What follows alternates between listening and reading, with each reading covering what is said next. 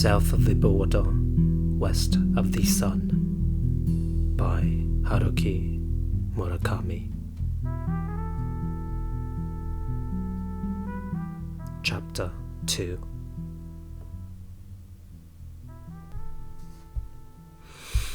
In high school, I was a typical teenager. This was the second stage of my life, a step in my personal evolution, abandoning the idea of being different and settling for normality.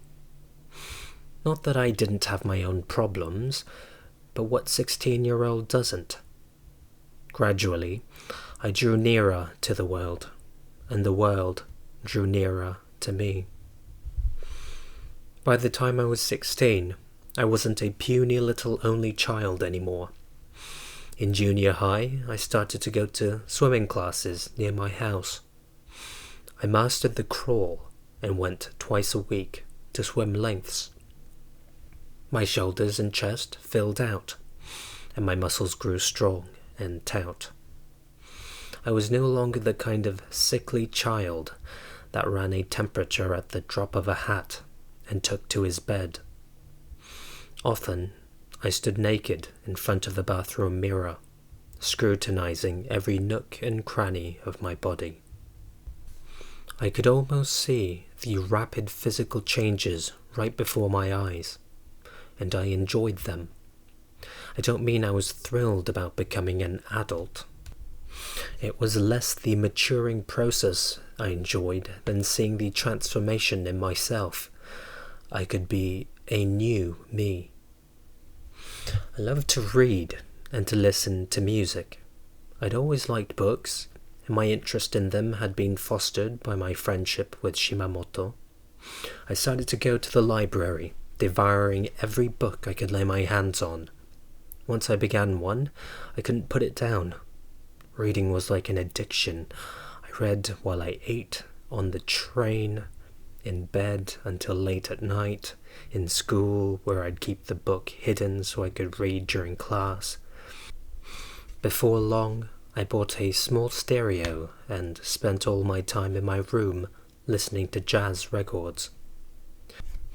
But I had almost no desire to talk to anyone about the experience I gained through books and music. I felt happy just being me, and no one else. In that sense, I could be called a stuck-up loner. I disliked all team sports. I hated any kind of competition where I had to score points against someone else. I much preferred to swim on and on, alone, in silence. Not that I was a total loner. I managed to make some close friends at school, a few at least. School itself, I hated. I felt as though these friends were trying to crush me all the time, and I had to always be prepared to defend myself. This toughened me. If it hadn't been for my friends, I would have emerged from those treacherous teenage years with even more scars. After I started swimming, I was no longer so fussy about the food I ate. I could talk to girls without blushing. I might be an only child, but no one gave it a second thought anymore. At least on the outside, it seemed I had freed myself from the curse of the only child. And I had a girlfriend. She wasn't particularly pretty, not the type your mother would point out in the class photograph as the prettiest girl in school. But the first time I met her, I thought she was rather cute. You couldn't see it in a photo, but she had a straightforward warmth which attracted people. She wasn't the kind of beauty I could brag about, but I wasn't much of a catch either. She and I were in the same class in the junior year of high school, and we went out on dates often.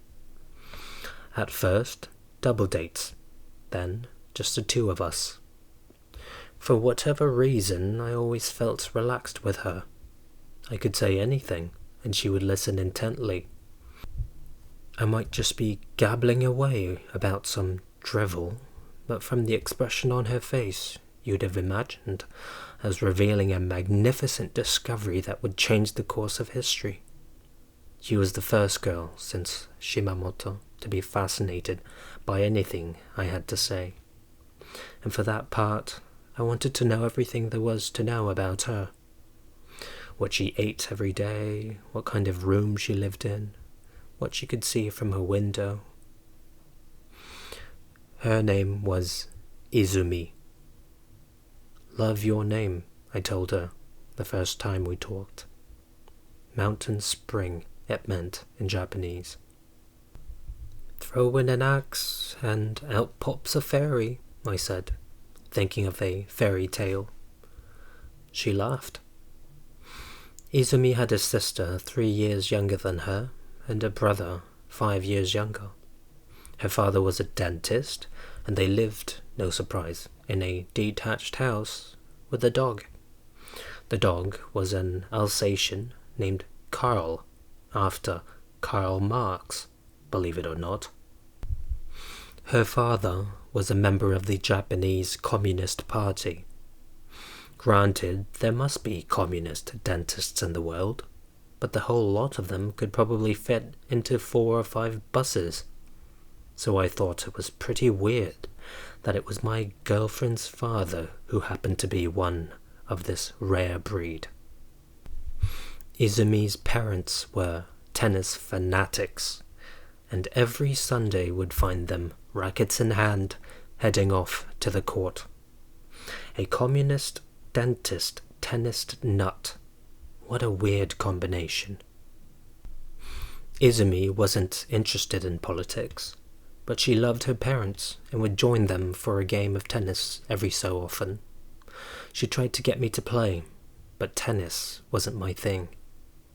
She envied me because I was an only child. She didn't get along well with her brother or sister.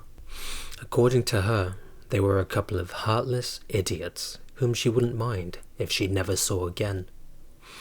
I always wanted to be an only child, she said, living as I please, with no one bothering me every time I turn around. On our 3rd date, I kissed her. She'd come round to my house that day. My mother was out shopping, so we had the place to ourselves. When I brought my face near and touched my lips to hers, she just closed her eyes and was silent. I'd prepared a dozen excuses in case she got angry or turned away, but I didn't need any of them. My lips on hers, I put my arms around her and drew her close. It was near the end of summer, and she had on a seersucker dress. It was tied at the waist, and the tie hung loosely behind her like a tail. My hand touched the fastening of her bra. I could feel her breath on my neck. I was so excited, my heart felt like it was going to leap out of my body. My penis was ready to burst. It pushed against her thigh, and she shifted a bit to one side. But that was all. She didn't seem upset. We sat there for some time, holding each other tight. A cat was sitting on the chair opposite us. It opened its eyes, looked in our direction, stretched, and went back to sleep. I stroked her hair and put my lips on her tiny ears. I thought I should say something, but nothing came to me.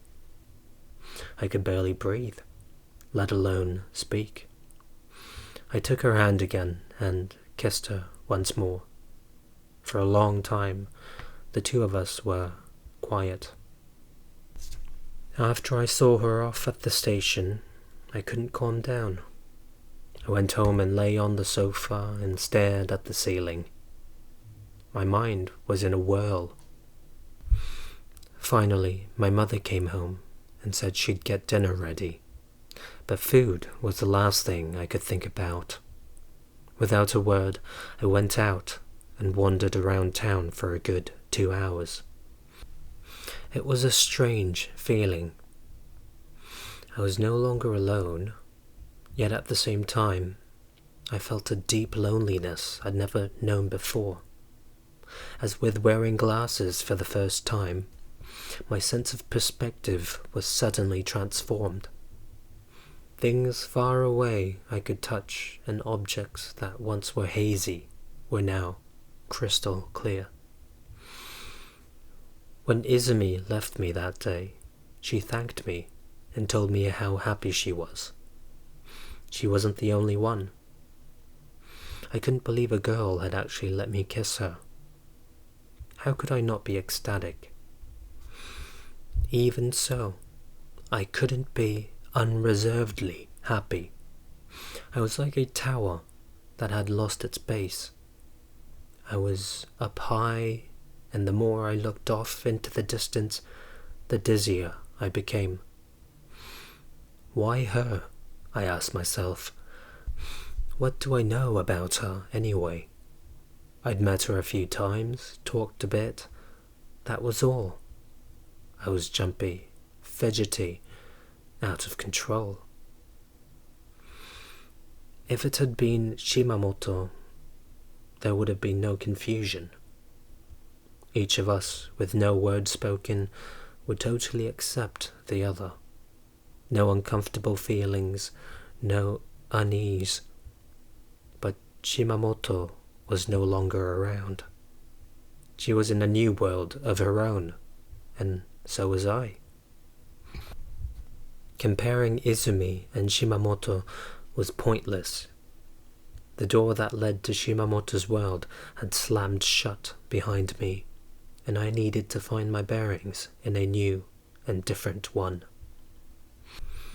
I stayed up until the light shone faintly in the eastern sky. I slept for 2 hours, had a shower, and went to school. I had to find Izumi and talk to her about what had happened between us. I wanted to hear from her lips that her feelings were unchanged.